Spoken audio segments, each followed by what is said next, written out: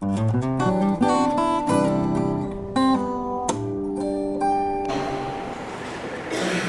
te damos gracias en este momento por tu amor. Te queremos honrar y exaltar porque eres fiel, justo, santo, verdadero. Y nuestro corazón, Señor, puede exaltarte y coronarte con todo nuestro ser. Venimos delante de ti confiando y creyendo, Señor, que nos has amado, nos has llenado de ti. Y tu Espíritu Santo continuamente está haciendo una obra en nuestras vidas para hacernos más y más como Cristo. Pedimos en este momento, Señor, que tu gracia nos acompañe, que tu palabra una vez más nos sea expuesta para llamarnos, para confrontarnos y para posicionarnos en el lugar adecuado delante de ti. Pedimos todo esto en el nombre de Jesús y te honramos, Señor. Amén. Abran su Biblia, por favor, al Salmo 15.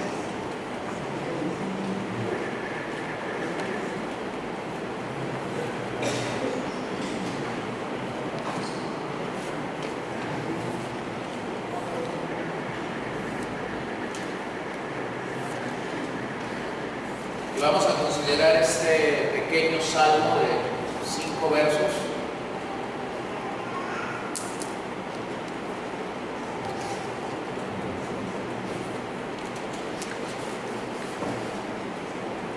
Salmo 15. Jehová, ¿quién habitará en tu tabernáculo? ¿Quién morará en tu monte santo?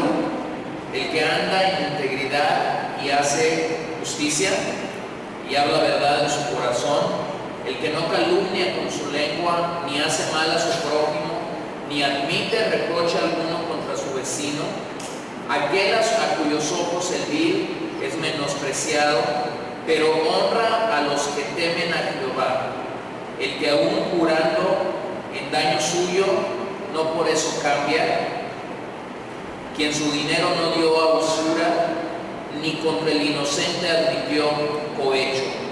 El que hace estas cosas no resbalará jamás. Es un pequeño salmo que atribuye a David su autoría. Entonces quiero nada más considerar dos preguntas y vamos a hacerlo de forma personal. Quiero considerar las dos primeras preguntas que están ahí en sus bosquejos. ¿Qué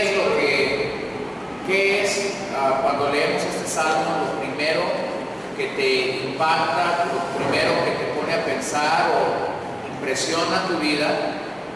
Y luego quisiera que compararan o contrastaran en el salmo conductas positivas que hay en él y conductas negativas que hay en él. Hay dos tipos de conductas aquí y vamos a considerarlas simplemente para poder tener el marco para compartir el salmo. Entonces piense por favor en eso, situaciones positivas que hay ahí en el salmo, situaciones negativas que hay ahí en el salmo, y piense por un momento qué es lo primero que el salmo nos llama a primera vista, qué es lo que el salmo nos llama a hacer. Y nos vamos a tomar unos minutos para personalmente para anotar algo en sus bosquejos y después lo comentamos nuevamente juntos. Entonces, ¿qué piensan del salmo? A primera instancia, cuando leemos el salmo, ¿qué nos dice el salmo? ¿O qué les dice a ustedes? Pues yo veo que nos habla de la integridad del ser humano. ¿Ok? La integridad. Ante los ojos de Dios. Nos cuestiona quiénes son las personas que al final podemos estar en el tabernáculo de Dios o en su santo monte. A la vez nos hace ver cuál sería nuestra conducta para poder lograr esa victoria y cuál la conducta que nos Ok. ¿Alguien más? A ver si Que para habitar pues en su presencia sí debemos de contar con varias características. ¿Ok? ¿Alguien más? A ver, si va. La necesidad de santidad para estar delante de la presencia de Dios. ¿Ok? Se nos demanda, se nos muestra aquí la necesidad de santidad. Como ya hay dos cosas distintas, ¿no? Santidad, integridad. ¿Alguien más puede percibir algo ahí en este salmo? ¿Ah? llama a tener actitudes justas ante Dios, pero también ante las demás personas. Aquí está el otro elemento. No solo se nos demanda actitudes justas o de integridad o de santidad frente a Dios, eso es primero y eso es prioritario, lo entendemos, pero también se nos demanda una conducta frente a otros, se nos muestra ciertas características que debemos de tener. Ahora, si ustedes toman conductas positivas y negativas del pasaje, pues solo había que anotarlas, ¿verdad? No me voy a detener ahí. El pasaje, el capítulo previo al Salmo 15 es el Salmo 14, y ahí en el Salmo 14 se nos describe lo contrario. El Salmo 14 nos describe a una persona necia, a una conducta, la conducta de un necio, pero este salmo nos refiere la inocencia de un hombre santo y una mujer santa que está caminando con Dios. Ahora, yo sé que en nuestro idioma la palabra santo, santidad, como que tiene un choque a veces duro, porque inmediatamente pensamos en santos con ese, ¿verdad? Pensamos en imágenes, pensamos quizás en situaciones perfectas, pero básicamente el pasaje aquí nos está hablando de gente que está caminando siguiendo a Dios, y quiero que lo veamos en tres partes. El bosquejo de este salmo es muy sencillo. Primero, número 1, hay dos preguntas en el verso 1. Del verso 2 al 5 hay las respuestas a estas preguntas. Y por último, en el verso 5 tenemos una promesa de parte de Dios.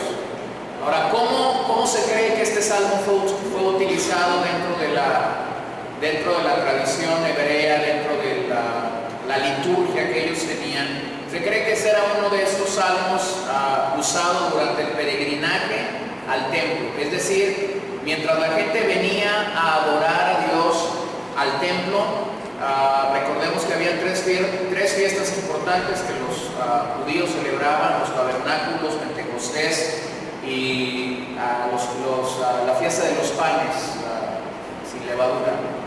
Y se cree que mientras ellos iban a estas fiestas, ellos usaban este salmo para asegurarse de estas dos cosas que ustedes ya mencionaron: la integridad en el corazón y la santidad. Algunos historiadores llegan a pensar que cuando los judíos iban a entrar al templo o se iban a acercar al atrio del templo, ahí estaban los levitas y los sacerdotes haciéndose esta pregunta: ¿quién entrará a tu tabernáculo?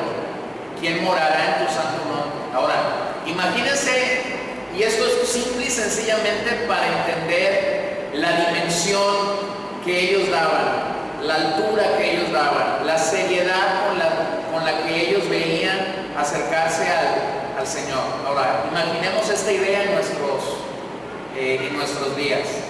Imagínense que cada domingo, cuando usted viene a la iglesia o va a cualquier otra iglesia, ahí en la puerta estuviera gente diciendo: ¿quién podrá entrar a la presencia de Dios? Pues a lo mejor no entramos ninguno, y me cuento yo entre ellos. ¿Sí? ¿Se imagina eso? Ahora, no hay gente, pero aquí está el contrapeso. Las preguntas siguen siendo vigentes de parte de Dios a nuestras vidas. Entonces, lo que el Salmo nos hace pensar es la realidad de la presencia de Dios. ¿Cómo nos acercamos a esa presencia? ¿Cómo buscamos la presencia de Dios? Y básicamente lo que el verso 1 nos dice aquí lo presenta en forma de dos preguntas. Ahora, si usted observa, si yo observo, el tema mayor de la Biblia es la presencia de Dios. La presencia de Dios en la era de los patriarcas es interesante, porque había un refrán que caracterizaba, o había una expresión que caracterizaba a los patriarcas. ¿Se acuerdan? El Dios de Abraham, el Dios de Isaac, el Dios de Jacob. Y vez tras vez ellos estaban mencionando el Dios de Abraham, el Dios de Isaac, el Dios de Jacob. Se buscó adorar la presencia de Dios, y se nos dice que Abraham tuvo momentos de adoración, elevó altares a Dios, presentó altares a Dios. Vemos la presencia de Dios mostrada en la vida de José, por manifestada en los patriarcas de una manera interesante. Viene el libro del Éxodo y vemos la presencia de Dios, primero con Moisés llamándolo en medio de la zarza que ardía y no se consumía, y después viene la idea del tabernáculo. El tabernáculo era vamos a entenderlo así, una carpa de campaña, una carpa movible, que a donde Dios llevaba a su pueblo, el tabernáculo tenía que ir, y había un respeto por el tabernáculo, y esto fue siendo manifestado en todos estos libros, Levítico, Números, Deuteronomio. Incluso aún cuando llegan a Canaán no hay un sitio específico, sino hasta el día en el que David decide en su corazón edificar casa al Señor. Pero no es David, es Salomón quien construye esta casa. Dios le da la razón a David por la cual no iba a construir él la casa. David tiene los planos en sus manos. David convoca al pueblo para dar lo necesario para edificar la casa, pero es Salomón quien edifica ese gran templo y dedica. Ahora, dos manifestaciones de la presencia de Dios que son muy marcadas en el Antiguo Testamento son el tabernáculo y es el templo.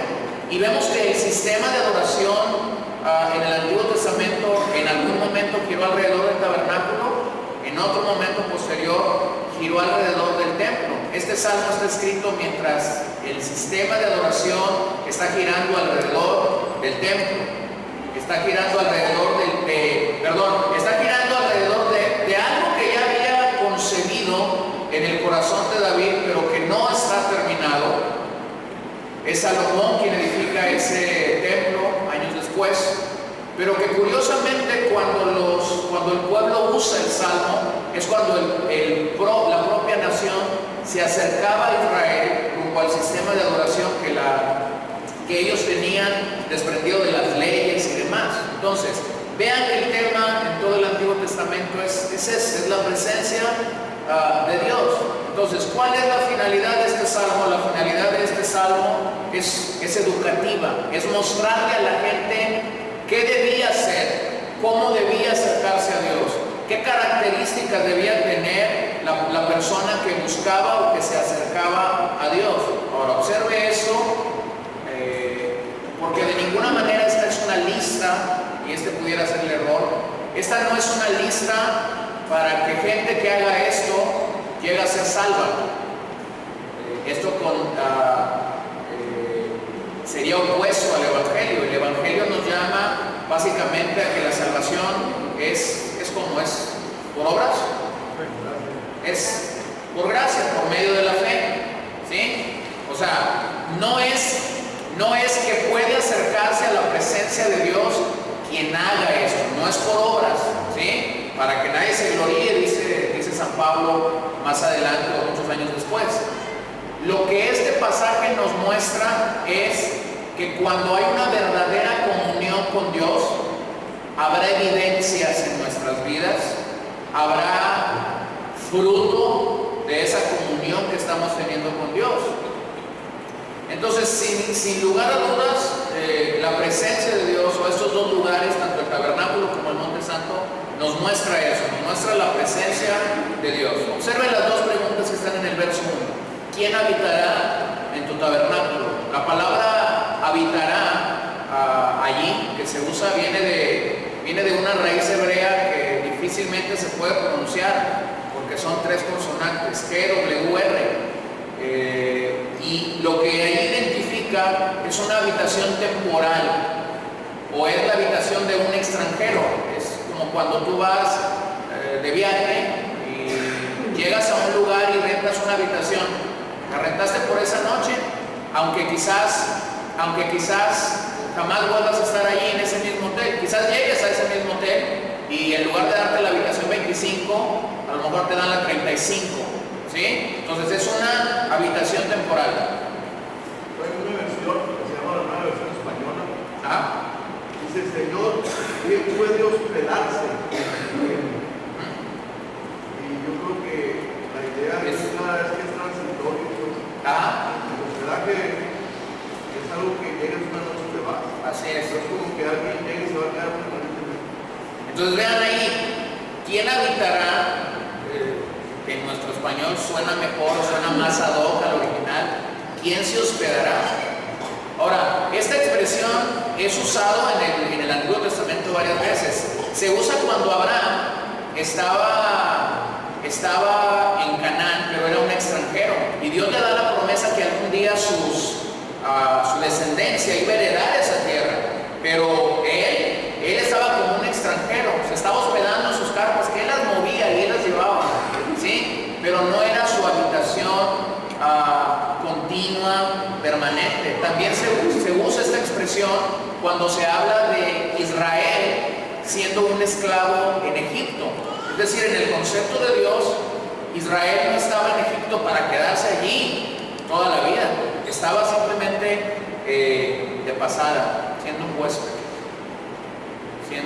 huésped. Hay algunos que tienen ideas muy claras, ¿no? Algunos recuerdan, por hacer uso de algo que es común, ¿no? Algunos recuerdan el nombre del hotel a donde fueron de luna de miel. Recuerdan la avenida del hotel a donde fueron de luna de miel. Recuerdan el número de taxi que los llevó del aeropuerto a ese hotel. Y recuerdan el número de habitación. Algunos no, otros sí. Entonces, imagínate que una pareja que tiene toda esta idea, de repente a los 30 años, habla de ese mismo hotel y dice, oh, quiero celebrar mi 30 aniversario, pero señorita, quiero reservar la habitación número 145, porque tiene un valor muy significativo para mí y mi esposa. Hace 30 años ahí pasamos la luna en el Señor, lo siento mucho, pero la habitación 145 ya está ocupada en esa fecha que usted quiere venir. Imagínate que uno entrar en el choque y decir, no, pero si no me la rentas, entonces me voy a otro hotel. Pues ya perdería el encanto que este señor quiere tener con su dama después de 3 décadas, ¿verdad? Porque ya perdiste el hilo de todo lo que tú tenías. Bueno, aquí está la expresión. ¿Quién se va a hospedar en el Monte Santo? Ahora vean la segunda. ¿Quién va a habitar en tu tabernáculo? La segunda expresión es, ¿quién morará en tu monte santo? A ver, aviéntame de una vez la palabra que traes en esa versión. ¿Sí? Bueno, esa palabra morar proviene de otro... No está así, pues dice, Señor, ¿quién puede hospedar tu tienda y habitar en tu monte santo? La palabra ahí hebrea es SKN, tampoco tenemos así una pronunciación, ¿no? No hay vocales, son 3 consonantes. Y aquí se refiere a una habitación estable y definida. Es decir, es como una vivienda permanente en algún vecindario. Es como cuando vas y compras una casa y te dicen, usted va a vivir en Juan Escutia 2142 Sur. Ya la compraste, ya te dieron la escritura, ya te dieron las llaves. Al día siguiente que tú vayas, no le vas a decir al taxista, lléveme por favor a Juan de la Barrera 3540, no, porque esa no es tu dirección. Tienes un documento que avala que vives en Juan Escutia 2142 Sur. Entonces, aquí la idea es esta: ¿quién va a morar en tu monte santo? Es decir, ¿quién va a tomar tu monte santo como una vivienda permanente, como un lugar donde no hospedarte, sino vivir permanentemente? Entonces, observen aquí las dos cosas. Vemos que el interés del salmista en este salmo está identificado en aquellos principios morales y éticos, las conductas propias que como creyentes debemos tener, los comportamientos que Dios nos demanda para hacer 2 cosas. En una primera instancia, para habitar en su tabernáculo, para hospedarnos en su tabernáculo. Esa es una primera etapa del creyente cuando conoce la presencia de Dios. Está de visitadita nomás.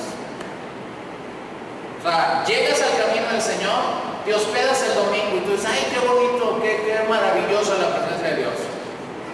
Te hospedas. Y en una primera instancia, hospedarnos en la presencia de Dios está bien, pero no es el móvil de Dios. Dios no quiere que sus hijos nada más se hospeden en su presencia. Lo segundo es lo que Dios busca, que nosotros aprendamos a morar morar en su monte santo, en su presencia. Entonces, el salmista nos lleva a un proceso en el que se nos muestra un sentido de vivienda estable. El salmista buscaba que el pueblo que leyera este salmo, al que se leyera este salmo, entendieran que la presencia de Dios no es un lugar al cual visitamos. La presencia de Dios es un lugar en el que como hijos tenemos que aprender a habitar. Ahora, ¿cuál es el problema? El problema es que muchos hemos aprendido a hospedarnos, pero no hemos aprendido a habitar en la presencia de Dios. Entonces, vean cómo es que todo el sentido del salmista es desarrollar o es hablarnos acerca de conceptos interesantes: intimidad con Dios, cercanía con Dios, familiaridad con Dios, fraternidad con Dios. De las dos preguntas, el salmista pasa a las respuestas. ¿Quién puede morar? ¿Quién puede habitar? Bueno, vienen las respuestas, las estoy tomando literalmente del Salmo, si ustedes se dan cuenta. Estas respuestas deben distinguir a un verdadero hijo de Dios. Ahora, ¿quieres en verdad identificar a un hijo de Dios? Estas son 10 buenas respuestas cómo identificar a un hijo de Dios. Número 1, el que anda en integridad y hace justicia. Las estoy extrayendo directitas del Salmo. El que anda en integridad y hace justicia. ¿Alguien pudiera ayudarme a crecer en el concepto de integridad? ¿Qué es ser íntegro?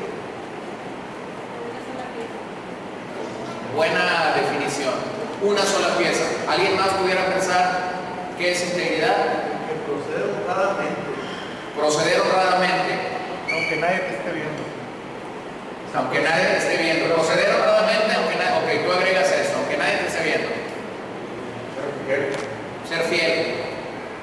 Conducta intachable. Conducta intachable. La integridad aquí básicamente se refiere a eso: vivir de acuerdo con Dios y sus principios.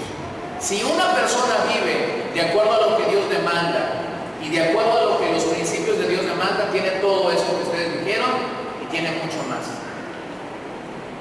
Tiene mucho más. ¿No? ¿Me han escuchado el chiste de aquel señor que va a un restaurante con una dama, con una bella dama, come, le gustan la comida, el postre, llega la cuenta, él paga, y cuando le regresan la feria, el señor se da cuenta que le regresaron feria de más. Y él va a la caja, y cuando llega a la caja le dice ahí a la señorita que está en la caja: discúlpeme, pero la cuenta es tanto, yo pagué con tanto y me están regresando feria de más. Y está por ahí el gerente y dice: wow, increíble lo que usted está haciendo, nadie lo hace, usted está loco. No, me dice: no estoy loco, simple y sencillamente entiendo que a la dama le va a hacer falta ese dinero y a ella se lo van a cobrar. Entonces el gerente saca ahí su celular y activa la cámara y le dice: ¿me permite usted tomarle una foto a usted y a su bella esposa? Porque esto es para presumirse. Y se pone nervioso. Entonces lo jala acá al gerente y le dice: oiga, gracias, yo le agradezco que quiera tomarme una foto, pero le voy a decir la verdad, no es mi esposa, entonces no me conviene que me tome la foto. ¿Sí? Lo que aparentaba ser una integridad genuina se desplomó en 2-3 segundos. Entonces, a veces los conceptos que tenemos de integridad son falaces, son falsos, porque nuestras pesas de integridad no son las correctas, no son las adecuadas, no son las que Dios demanda. Entonces, aquí empieza el salmista así como con un gancho al hígado, ¿no? El que es íntegro. Entonces, ser íntegro aquí nos lleva a cultivar una vida, primeramente, una vida que se encuentra bien con Dios, que está bien relacionada con Dios, pero que por causa de que está bien relacionada con Dios, está bien relacionada con sus semejantes, con su prójimo, que puede mostrarse al prójimo tal cual es. Y luego dice algo increíble: no solo el que anda en integridad, dice, y hace, ¿qué? justicia. Justicia aquí es interesante porque es una palabra hebrea, sedek, que abarca la totalidad de las relaciones humanas. Es decir, se nos demanda que si eres una persona íntegra, todas tus relaciones humanas van a ser afectadas por esa integridad. Todas. O sea, no es nomás donde te conviene, no es nomás donde me conviene, no es nomás donde yo puedo tener beneficio, ¿no? Todas las relaciones humanas van a ser afectadas. Entonces, bueno, comienza el salmista describiendo al hombre que puede entrar a la presencia de Dios. Número 2, el que habla ¿qué? Verdad. ¿En dónde? En su corazón. El que habla verdad en su corazón. Nadie podrá decir, se equivocó ahí el salmista, le falló, la Biblia tiene errores. ¿Cómo que el que habla verdad en su corazón? ¿Que no se habla con la boca? ¿Se acuerdan de Jesús cuando dijo de dónde dice? ¿De la abundancia de qué? Del corazón. ¿Habla qué? Antes de que una palabra salga de nuestro corazón, o de nuestra boca, perdón, estuvo aquí primero. Brotó de aquí. ¿Han escuchado eso que de repente alguien dice, da una expresión de una persona? Y dice, ay, qué maravilloso piensas de esa persona. Y luego dice alguien, es que lo dijo de todo corazón. Eso es cierto. Y la Biblia no miente y no se equivoca. O sea, allí en el corazón surge, ¿sí? Surge. Si hiciéramos un estudio solo sobre ese aspecto que del corazón surge, nos daríamos cuenta de algo mucho más profundo. Es de un poquito más abajo del corazón, es de las entrañas. Pero no tenemos tiempo para hacerlo ahorita, ¿sí? ¿Han escuchado eso de fulano de tal es muy visceral? Habló de sus vísceras, habló de sus entrañas. Bíblicamente, todavía debajo del corazón están las entrañas. Y cuando le rascas a ese concepto en el Antiguo Testamento, te topas con pared, te encuentras con unas cosas muy interesantes. Pero bueno, habla verdad con su corazón. Es decir, lo que el salmista está describiendo es una persona sincera, que actúa con objetividad, que no está utilizando su voz para herir, para ofender o para angustiar a alguien más. Está utilizando su boca, su voz, para mostrar algo diferente. Pasen a Proverbios 4, Proverbios capítulo 4, verso 23 y 24.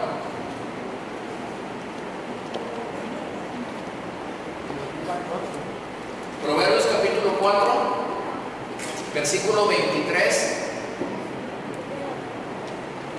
al 24.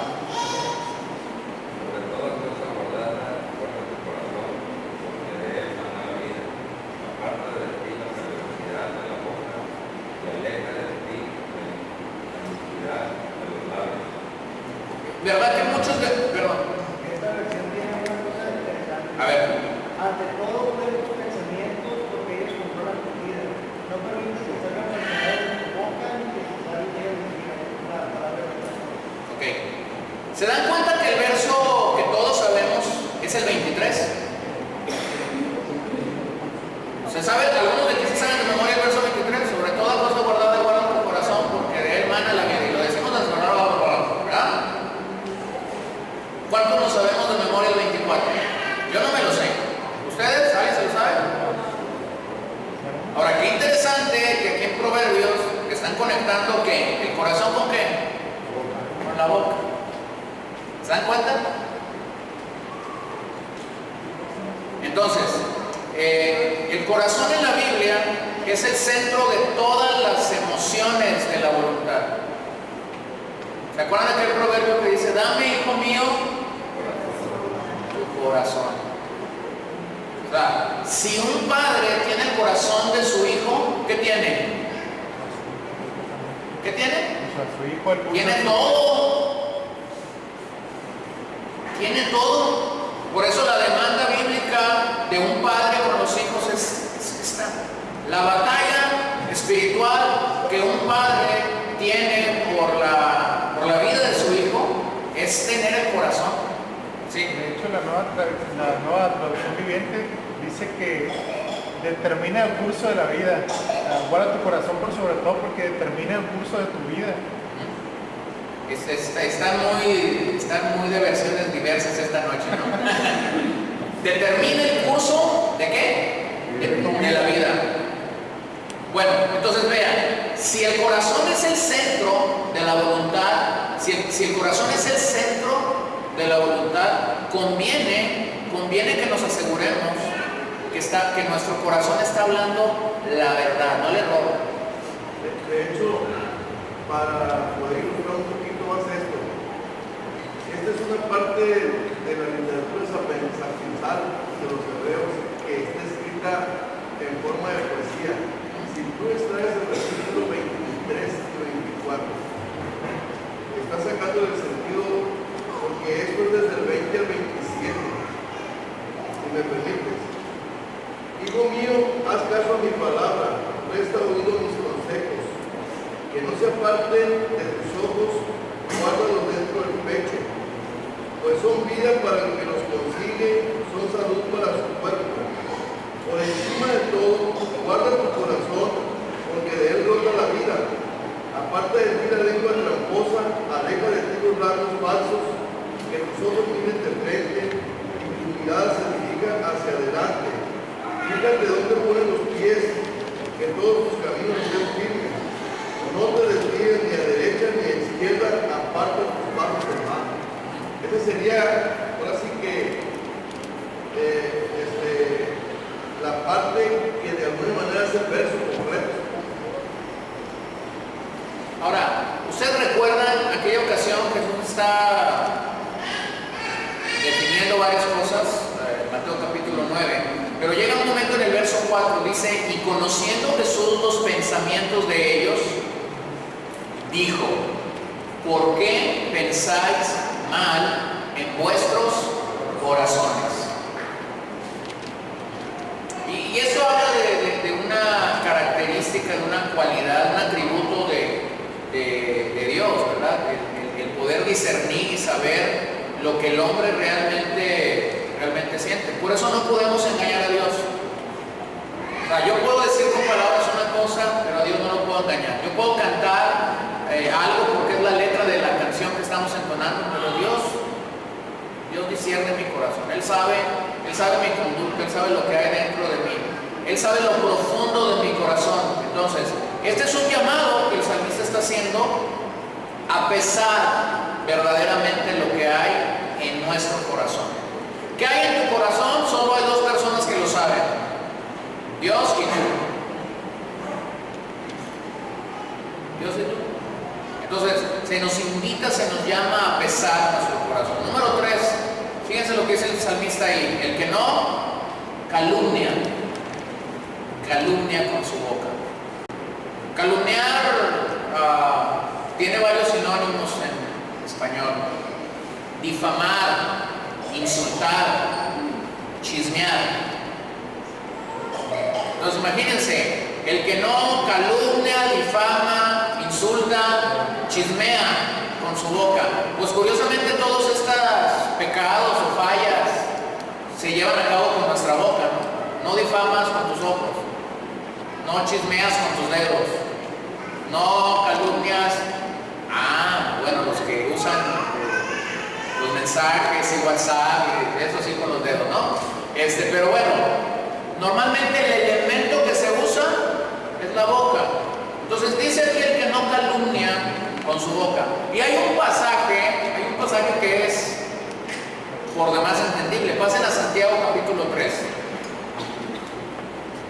Vamos a ver qué fue lo que el pastor Santiago, pastor de la iglesia en Jerusalén en los primeros años, escribe a los hermanos, a los creyentes ahí, acerca de la forma, de la ética, como se debía utilizar ese pequeño miembro de nuestro cuerpo, identificado o llamado lengua. Hermanos míos, dice el verso 1, no os hagáis maestros mucho de vosotros, sabiendo que recibiremos mayor condenación, porque todos ofenden muchas veces. Si alguno no ofende en palabra, este es varón, ¿qué dice? Perfecto, capaz también de refrenar todo el cuerpo. Ahora, póngase a pensar en eso. El que refrena su lengua es varón, ¿qué? Perfecto.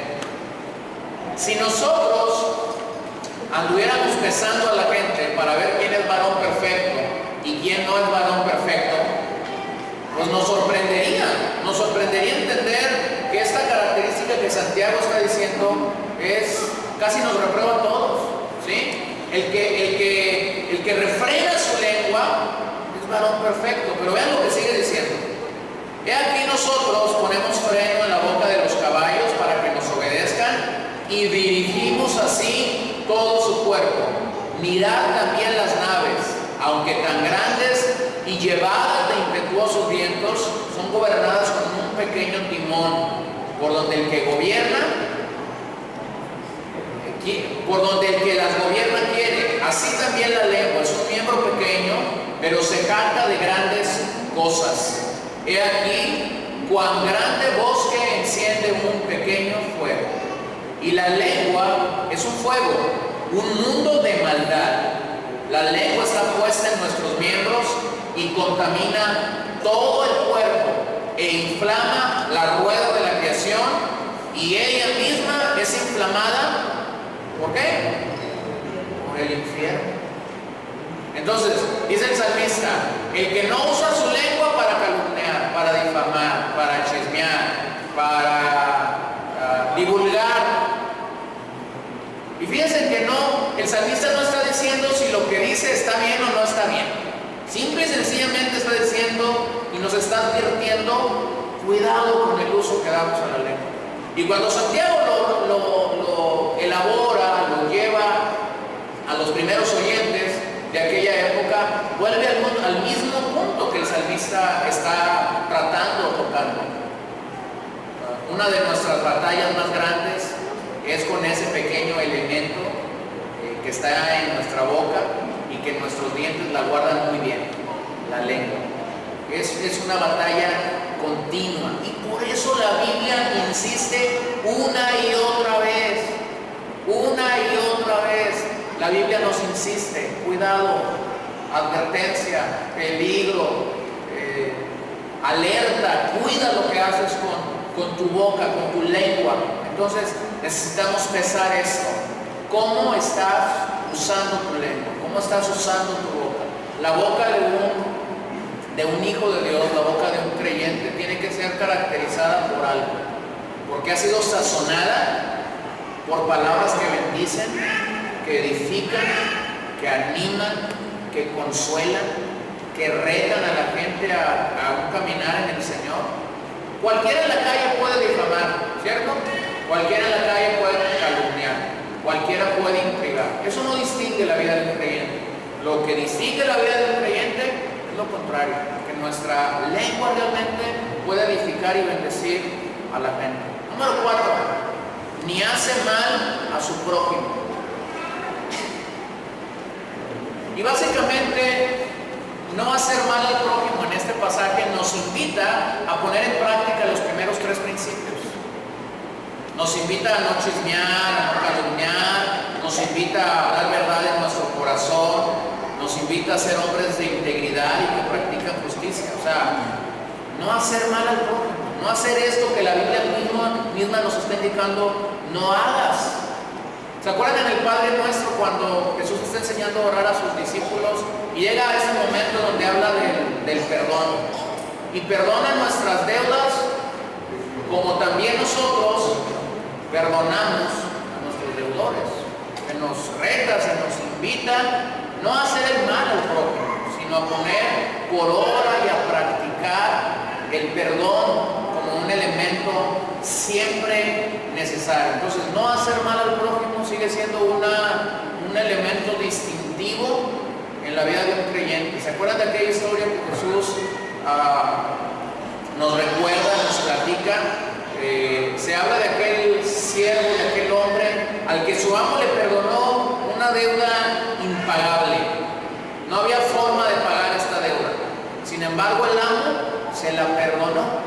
¿Se acuerdan posteriormente qué fue lo que ese hombre perdonado hizo? Inmediatamente que el amo le había perdonado una gran deuda, ¿sí? Tuvo frente a él a un hombre que le debía una pequeña deuda. Si tú comparas la gran deuda de este primer hombre con la pequeña deuda de este segundo hombre, no había manera de compararlas. Era así como decir miles de millones de pesos contra unos cuantos pesos que debía este. No había forma de compararla. Sin embargo, vemos que la actitud de este hombre, a pesar de haber sido perdonado, ¿cuál fue? No perdonar. Y cuando el amo supo aquello, dijo: ah, mira, te traté bien, te perdoné, sin embargo tú no lo hiciste. Bueno, eso es hacer el mal al prójimo. Eso es precisamente no practicar lo que el Evangelio nos dice. O sea, fuiste perdonado. Uno de los desafíos mayores que tenemos en el área del perdón es no asimilar o no entender el perdón de Dios. A veces batallamos como cristianos para perdonar a personas que nos han ofendido, que nos han lastimado en el pasado. Pero creo que un elemento que no debemos de olvidar cuando estamos en esa situación es recordar el momento en el que nosotros mismos como pecadores fuimos perdonados por Dios.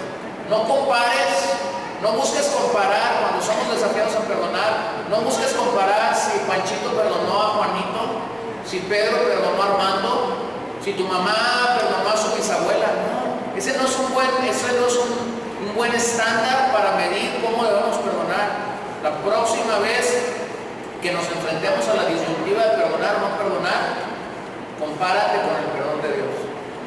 No éramos merecedores de su perdón. Sin embargo, nos perdonó, nos restauró, nos limpió, nos llamó,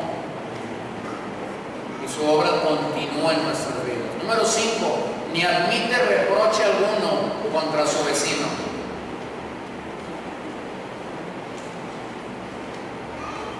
¿Cuántos hemos tenido vecinos que si Dios nos hubiera preguntado si quería que nos los pusiera ahí, le hubiéramos escrito una carta a Dios? ¿Cuántos hemos tenido ese tipo de vecinos? O nomás yo confieso mis pecados. Tienes a la señora que en la mañana cuando se le ocurre barre su casa, pero te echa toda la tierra a la tuya. ¿Sí o no? Tienes al señor que te está cuidando los milímetros y los centímetros que no te pases porque es su estacionamiento. Y si te pasas, te ponchó la llanta. ¿Es de ese planeta o es de otro planeta eso? Tienes al que tiene fiesta todos los sábados y los domingos y tiene la música a todo volumen, ¿no? Tenemos unos vecinos nuevos ahí como a unos 30 metros de la casa. Y llegamos el sábado, ya era como 9:30, 10 de la noche. Y nosotros estábamos bajando a las niñas ya así como con ganas de directos a dormir, ¿verdad? Y me dice mi esposa: ay, va a haber fiesta. Y los volteé a ver y se me hace que van a tener alta la música. Pues no, fíjense que son unos vecinos bien pacíficos. Sí tenían música, pero la tenían bajita. Entonces cuando ella se despierta el domingo le dije: ¿a qué horas crees que se acabó la fiesta? Yo los domingos me levanto a muy tempranas horas de la madrugada. ¿A qué horas crees que se acabó la fiesta? ¿A qué horas? A las 7. Estuvieron ahí estos angelitos de 10 de la noche a 7 de la mañana, pero no hicieron ruido. Yo me di cuenta porque habían estacionado un carro ahí afuera de mi casa. Entonces cuando escuché el ruido me asomé y me di cuenta que estaban levantando las mesas y las sillas fresquecitos como si fueran las 12 de la noche, la 1 de la mañana. Entonces no hicieron ruido. Y yo dije: ay, Señor, bendízame con puros vecinos de estos. Pero no he tenido otros que al día siguiente puedo decir desde la primera canción hasta la última. Fíjense lo que dice aquí: ni admite reproche alguno contra su vecino. ¿Saben a qué se refiere eso? Nos refiere respeto por nuestros vecinos. Nos refiere que no hablemos contra ellos, que no los difamemos. Que no los difamemos. Para mí la cualidad o la característica de un buen vecino son esos vecinos que no se meten contigo. Les digo, yo así defino a un buen vecino. Te dicen buenas tardes, te dicen buenos días y no se meten contigo. Para mí eso es ser un buen vecino, ¿verdad? Ya después ya vemos otras cosas. Pues yo tengo unos buenos vecinos. porque ya nos avisaron que van a vender su casa. Entonces dice mi esposa, ¿quién irá a llegar? Pues, ¿quién irá a llegar? ¿Sí? Bueno, pues estamos así como en la tómbola ahorita, ¿no? Pero bueno, no admite reproche.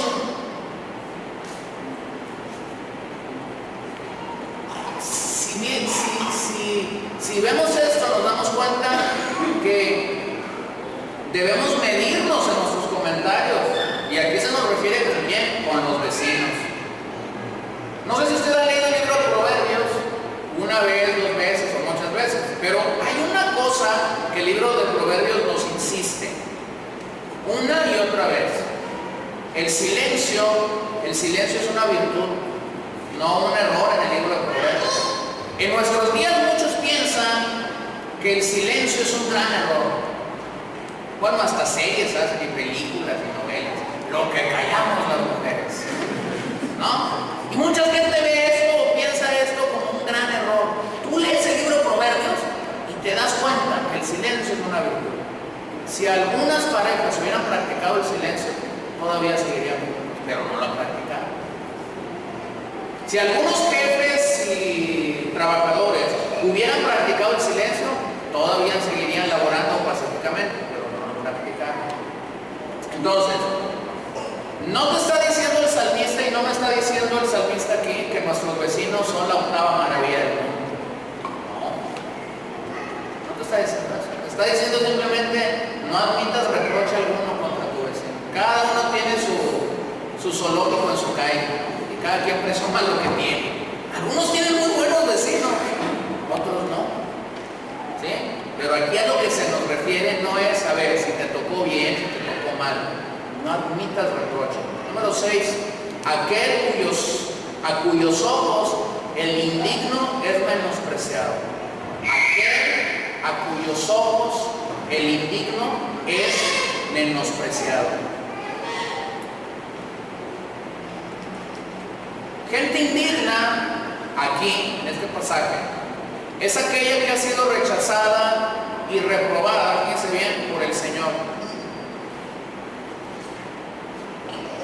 La Biblia llama abiertamente a personas, y eso puede sonar duro, pero la Biblia llama a gente que ha rechazado, que ha negado, que ha reprobado, que ha ido en contra de Dios. La Biblia no calla como Dios los llama. Dios los llama enemigos. Aquí el hecho de hablar de personas indignas es hablar de personas que han sido rechazadas y reprobadas por Dios porque abiertamente han asumido un papel en contra de Dios. Entonces, lo que el salmista está diciendo es que básicamente los que amamos, los que decimos amar a Dios, los que decimos amar la causa de Dios, tenemos que tener una clara definición de este tipo de personas. Miren, vengan a Juan 17, 14, 16. Para que la palabra nos diga y nos aclare.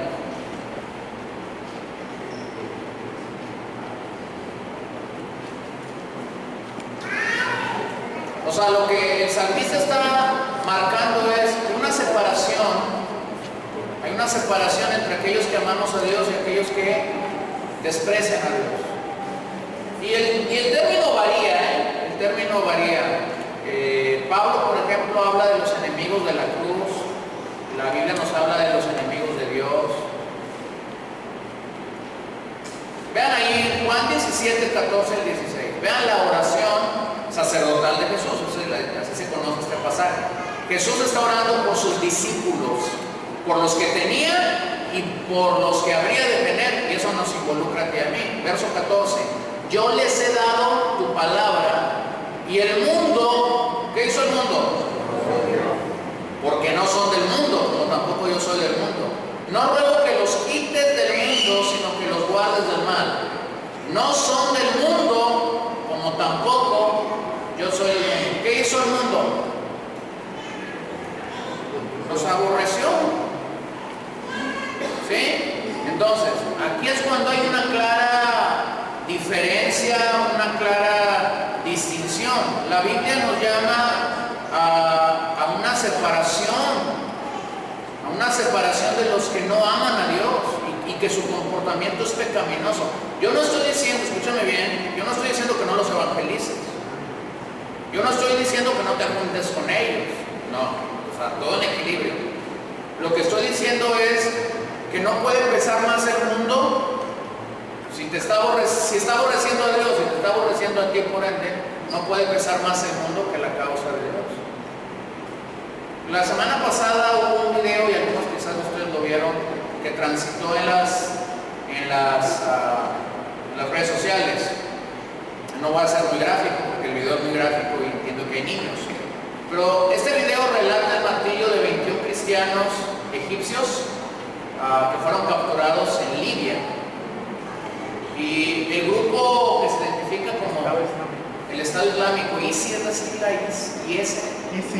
ISIS, ¿verdad? El Estado Islámico que opera de esta manera subió este video como un trofeo, ¿sí? Ustedes ven ahí caminando a 21 cristianos egipcios vestidos de naranja y ven caminando detrás de ellos a 21 representantes del Estado Islámico vestidos de negro, con su cara cubierta y solamente se le ven los ojos. Ustedes lo ven caminando. El video fue tomado en una de las playas de la capital de Libia, y en el video básicamente el líder de este grupo lanza una amenaza ante todos los hombres y mujeres que se identifican como parte de la nación de la cruz, y dice que esos 21 hombres que están ahí van a ser decapitados porque no quisieron negar la cruz. Lo que sigue del video es lo que usted se imagina. ¿Sí lo entiende, verdad? A los 21 sacaron su arma blanca y le rasuraron su cabeza. Ahí está. Y tú dices, ¿qué es eso? Pues eso. Aquí dice, el mundo los aborreció. Entonces lo que el salmista está diciendo aquí es: aquel a cuyos ojos el indigno es menospreciado. Ahora tú dices, ¡ay, qué gráfico está! ¡Qué fuerte está! No, si yo nomás se los estoy medio relatando, pero ahí está. Y tú dices, ¡ay, yo pensé que ya no había mártires en estos días! Pues vaya y luego platique conmigo y vea eso, ¿sí? Literalmente, así lo dice el que desprecia al que Dios reprueba. A ver, el que desprecia. El que desprecia al que Dios reprueba. ¿Se da cuenta? Ahora, eso nos pone a pensar. Y nosotros tenemos que pensar. Miren, todo esto que estamos viendo aquí en los salmos nomás es para ponernos a pensar.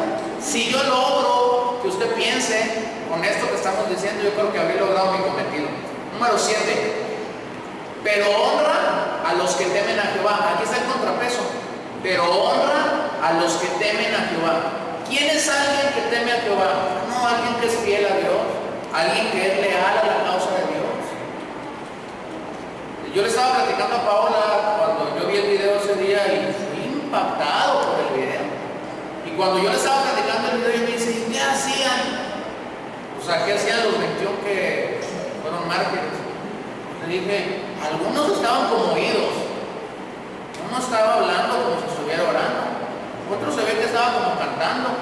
Pero eran unos que estaban medios, no sé, a lo mejor esperaban que Dios en ese momento viniera y los rescatara. Y yo le digo, es cuando te pones a pensar. ¿Algunos habrán tenido miedo? Claro que sí, porque somos humanos. Claro que sí. Claro que sí. Pero ¿saben qué? Fue más grande su temor a Dios. Fue más grande su temor a Dios que su temor a sus captores. Si no, no hubieran estado ahí. Bueno, temor en la Biblia es, como ya hemos dicho, reverenciar a Dios, respetar a Dios, venerar a Dios, tener a Dios seguir a Dios, amarlo, tener una gran estima por Él. Entonces es importante entender que a quien Dios rechaza, este es el contrapeso, a quien Dios rechaza, el salmista lo rechaza. Y a quien Dios ama, el salmista aprende a amar. Aprende a amar. Número 8, el que aún jurando en daño suyo, no por eso cambia. ¿Se acuerdan? Yo todavía tengo una colita de eso, ¿no? Que cuando la gente decía, hicimos un trato de palabra. ¿Se acuerdan de eso? Los que son más grandes que yo, pues, estuvieron acostumbrados a escuchar quizás a los padres o a los abuelos decir, no, fue de palabra y el nombre es de una palabra. ¿Se acuerdan de eso? Y ya en nuestros días no se puede. Ya en nuestros días papelito habla. Y vale más que lo firmes, lo certifiques y le saques 40 copias y las repartas por todos lados y que te cubras. ¿Sí? Aquí el salmista lo que está diciendo es precisamente eso. Los votos que hacemos a Dios y los votos que hacemos a otras personas tenemos que cumplirlos. El hombre es muy liviano para decir, sí dije pero no dije. Sí dije, pero no pude. Sí dije que iba a llegar, pero no pude llegar. ¿Sí? Y el salmista nos está hablando acerca de eso. La Biblia nos llama vez tras vez a guardar nuestra palabra, a guardar nuestro testimonio y a no caer en el engaño. O sea, ya diste tu palabra, te comprometiste. Yo sé que no vivimos en una generación donde decimos, lo dijo y sé que lo va a hacer. Ya las cosas han cambiado, por eso dije, me tocó todavía una colita de esa situación. Bueno, pero aquí la cosa no es cultural o aquí la cosa no es de que la generación ya cambió. Aquí la cosa es que Dios nos está demandando una conducta ética y moral distinta a la de los hombres. Número 9, vamos a terminar. Quien su dinero no dio a usura. Le preguntaron a un hombre cómo podía definir usura. ¿Qué es la usura? Le dijeron a un hombre. Y este hombre dijo, sencillo, la usura es el negocio de los bancos. Así de fácil, ¿verdad? Te prestan un peso y te cobran lo que quieren. ¿Sí? Eso es usura. Ahora, pensemos un momentito en lo que la Biblia dice. A los israelitas, la ley no les permitía cobrar intereses a sus hermanos. Es decir, si alguien obedecía la ley, ¿sí?, y prestaba dinero, la ley te prohibía cobrar intereses, salvo que la persona a la que tú le hubieses prestado fuera un extranjero. La única forma en la que los israelitas podían cobrar intereses es si el préstamo había sido un extranjero, pero no había manera de que un israelita prestara a otro israelita y le cobrara intereses. Éxodo 22 nos habla de eso, Deuteronomio 23 nos habla también de eso. Fíjense, curiosamente encontré el dato. Hay países donde a los bancos se les permite hasta cobrar un poquito más del 50% de intereses anuales. Mucho, muchísimo. Pero la ley te decía no. Entonces, esto nos habla de asuntos financieros. Y el tema de prestar dinero es un tema muy discutido entre la cristiandad. Por aquel pasaje que dice que el que presta, ¿sí?, el que le presta a alguien, o el que pide prestado más bien, el que pide prestado se hace ¿qué? Esclavo de la persona a la que le pide prestado. Entonces, curiosamente, el tema del Nuevo Testamento es que un cristiano es esclavo de Cristo. Y esa deuda ya fue pagada, y esa deuda ya fue liquidada, por lo que se nos llama a no estar bajo yugo de esclavitud. Entonces, el debate que esto ha provocado en la cristiandad es si la Biblia condena el prestar con intereses o condena la usura, es decir, cobrar intereses excesivos u opresivos. Ahora déjame, te digo dar o prestar en la vida de un creyente debería ser un acto de correspondencia al amor de Dios y no un asunto de negocios. Pero aquí está el punto. Si comenzamos a examinar y analizar las Escrituras y a buscar y a buscar y a buscar, algunos pudieran justificarse para prestar, pero no es bíblico. Y no es bíblico porque cuando tú y yo prestamos dinero, ¿sí?, lo que pasa es que nos hacemos amos y señores de esa persona. Así como no es bíblico que alguien pida prestado porque se hace, ¿qué?, esclavo. Ahora yo sé, y algunos pudieran decir, ay, pero ¿cómo? Si le debo a este, le debo a este otro, pero a qué le presté. Y muchos caemos en estos aprietos, en estos engaños, pero la Biblia nos invita a ir madurando, y mientras vamos madurando y mientras vamos creciendo, vamos entendiendo que muchas situaciones financieras en las que caemos y en las que a veces estamos apretados porque no nos pagaron cuando nos dijeron, muchas de esas cosas pudimos haberlas evitado si hubiéramos seguido lo que la Biblia nos dice.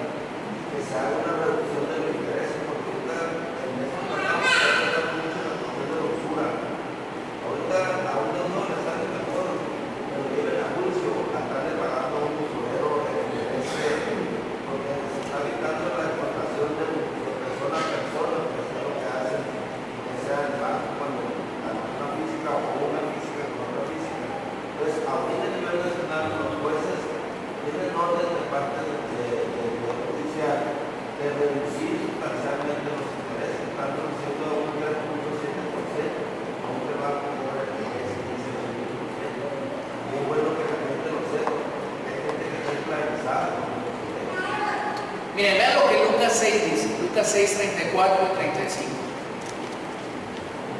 Ahora, fíjense bien, el justificante cuando alguien nos pide prestado, así nos llegan a nosotros, ¿no?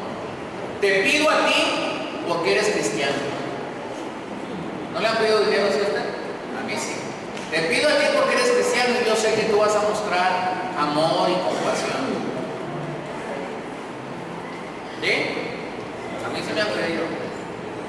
Ahora, fíjense bien, pudiera prestar, pero es mejor que dé. Es mejor dar que prestar. Así no te haces, mira, ni metes en bronca al otro para que sea tu esclavo, ni te haces amo de él. Entonces a mí a veces me han dicho, mira, así que me la platican muy interesante. Préstame porque por esto, por lo otro.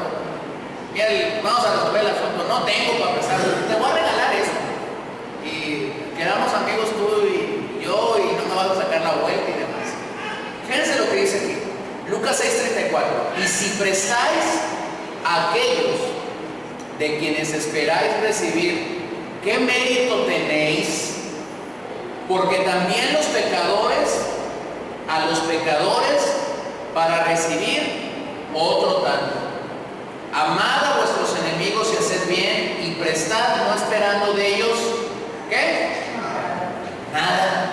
Y será vuestro galardón grande, y seréis hijos del Altísimo, porque Él es benigno para con los ingratos y malos.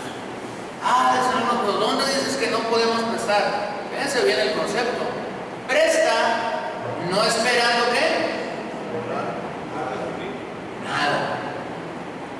¿Qué es eso? Dar. Te presto 1,000 pesos. Y la pregunta cuando estás sacando los 1,000 pesos, ¿cuándo me los vas a pagar? ¿Estás esperando? Entonces dice aquí, no esperes nada. Es sabia la Biblia, ¿no? Los necios somos nosotros. Pero la Biblia es sabia 100%. Número 10. Ni contra el inocente admitió cohecho. Quiero comentar también que hablando de la economía también,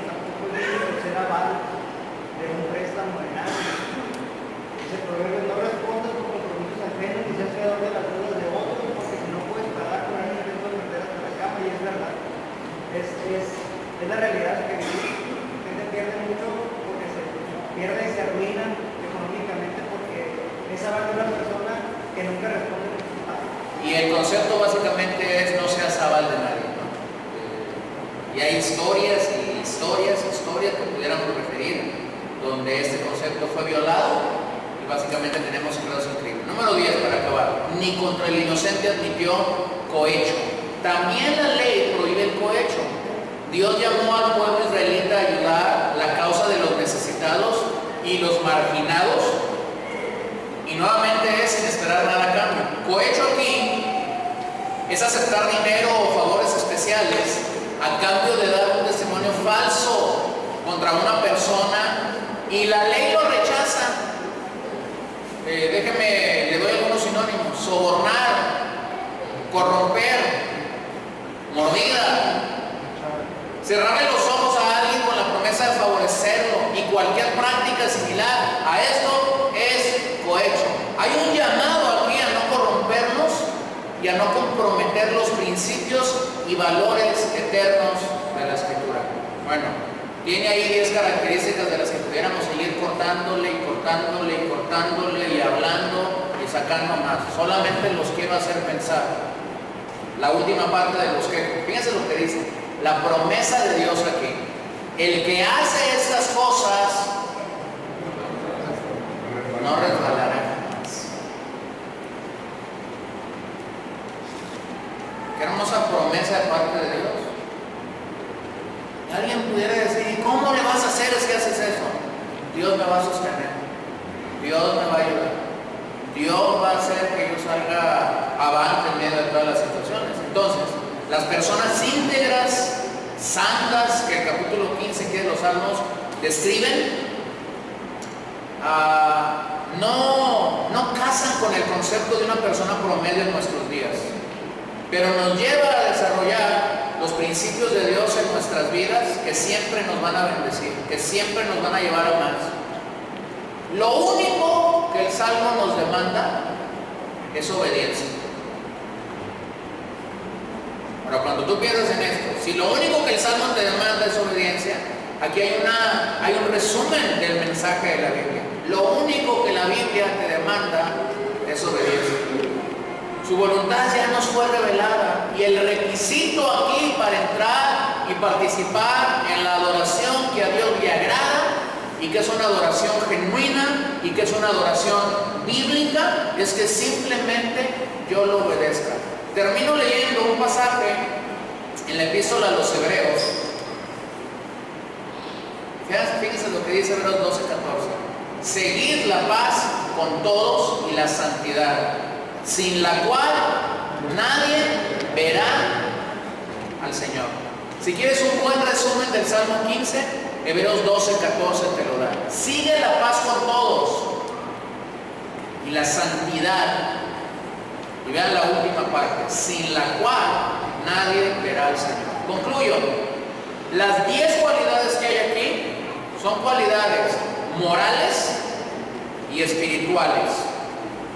Todas absolutamente tienen que ver con nuestro comportamiento, con nuestro hacer hacia Dios o hacia las otras personas. Todas tienen que ver con tu interior y con el mío. Todas. El Salmo básicamente nos lleva a pensar en esto. Somos sostenidos por Dios, somos sostenidos por su palabra, pero no podemos olvidar un elemento indispensable en este proceso. Tenemos relación con otra gente. Tienes relación con tu prójimo, tienes relación con tu familia. Los que venimos y somos parte de una iglesia tenemos relación con otros creyentes. Si estás compartiendo el evangelio a otras personas, tienes relación con gente no salva.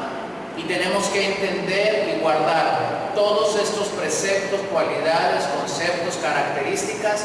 Nos sirven para poder mantener una limpia conciencia y poder saber: ¿puedo entrar a la presencia de Dios? No porque cumplo estos requisitos totalmente. Puedo entrar a la presencia de Dios por el sacrificio de Jesús. No hay forma que el hombre llegue a cumplir estas 10 sentencias si no ha sido salvo. Quien busca hacerlo y cree que el evangelio es cumplir esta serie de requisitos para entonces poder adentrarse en la presencia de Dios, se va a topar con pared. No hay forma de hacerlo. Bueno, oremos esta noche y vayamos a Dios. Señor, te adoramos en ese momento, te queremos bendecir, queremos asimilar lo que este salmo nos invita a asimilar. ¿Quién puede entrar a tu tabernáculo, Señor? ¿Quién puede habitar en tu monte santo? Describes perfectamente el tipo de hombre, de mujer, que como consecuencia de conocer tu presencia debe haber, Señor.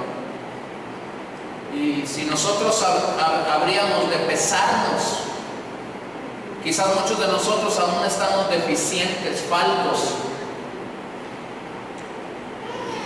Quizás algunos de nosotros solo hemos considerado tu presencia como un lugar donde hospedarnos, un lugar de visita, pero no hemos llegado verdaderamente a habitar en tu presencia como tú esperas que lo hagamos. Pedimos que nos perdones por no asimilar, por no apreciar, por no considerar tu palabra verdaderamente a nuestras vidas, tu enseñanza verdaderamente a nuestras vidas.